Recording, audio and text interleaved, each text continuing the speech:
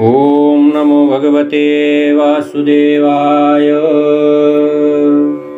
श्री गुरुचरण कमलेभ्यो नमः। अथ चतुर्थोऽध्यायः। श्रीशुक उवाच।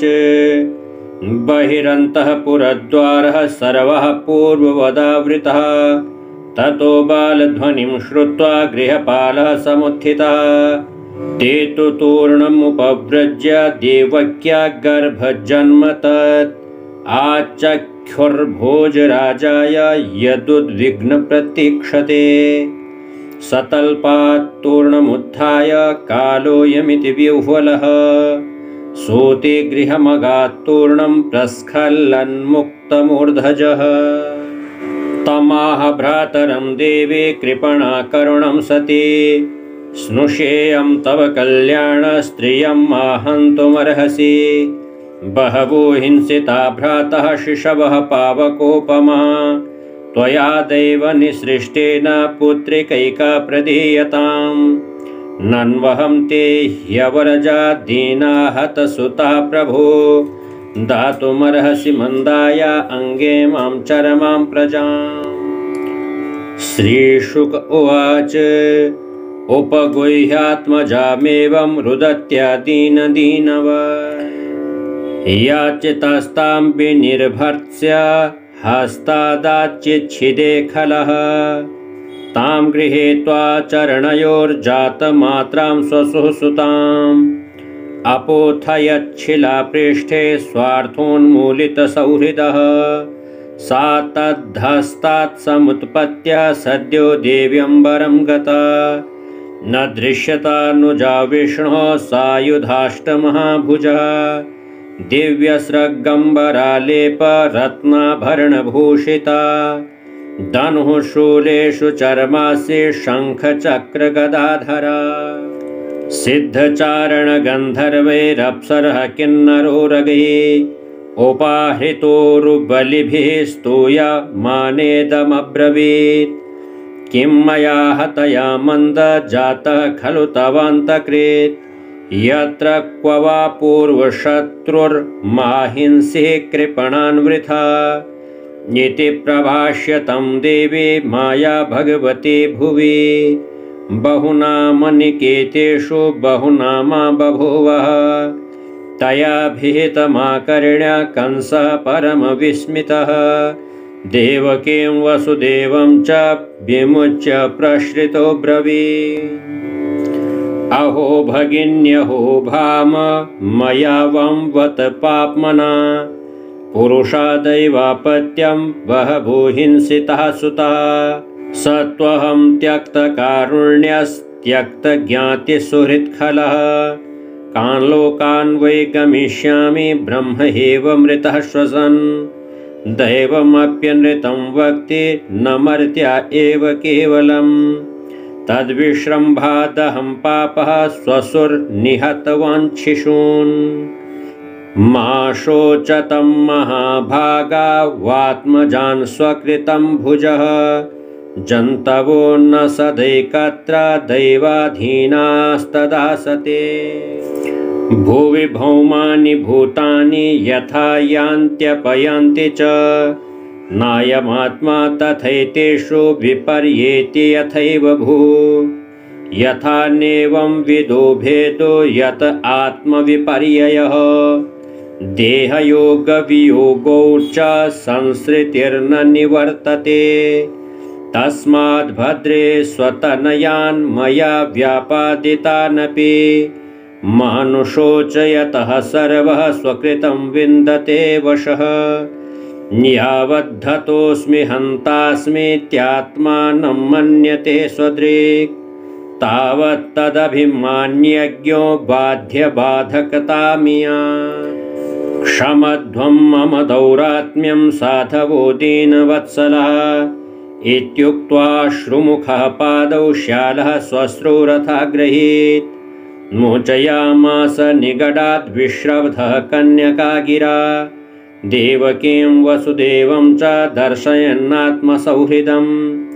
भ्रातुः समनुतप्तस्य क्षान्त्वा रोषं च देवकी व्यसृजत् वसुदेवश्च प्रहस्य तमुवाचः एवमेतन्महाभाग यथा वदसि देहिनाम् अज्ञानप्रभवाहं धि स्वपरेति भिदायत शोकहर्षभयद्वेषलोभमोहमदान्विता मिथो घ्नन्तं न पश्यन्ते भावैर्भावं पृथग्दृशः।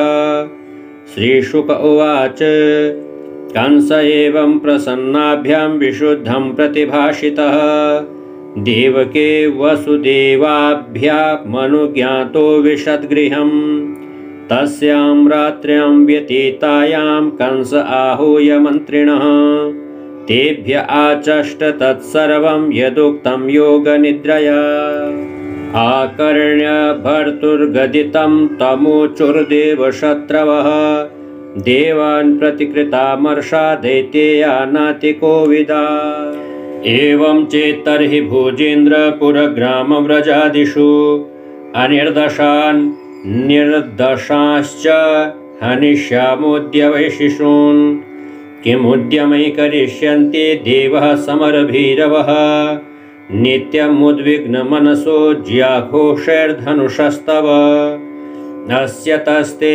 शरभ्रातैर्हन्यमाना समन्ततः जिजीविषव उत्सृज्य पलायनपराययुः केचित् प्राञ्जलयो दीना न्यस्तशस्त्रादिवौकसः मुक्तकच्छ शिखा केचिद् भीता स्म इति वादिनः न त्वं विस्मृतशस्त्रास्त्रान् विरथान् भयसंवृतान् हंसन्यासक्तविमुखान् भग्नचापान् युध्यतः किं क्षेमशूरैर्विबुधैरसंयुगविकथनैः रहोजुषा किं हरिणा शम्भुना वा वनौकसा किमिन्द्रेणाल्पवीर्येण ब्रह्मणा वा तपस्यता तथापि देवा सापत्न्यान्नोपेक्ष इति मन्महे ततस्तन्मूलखनने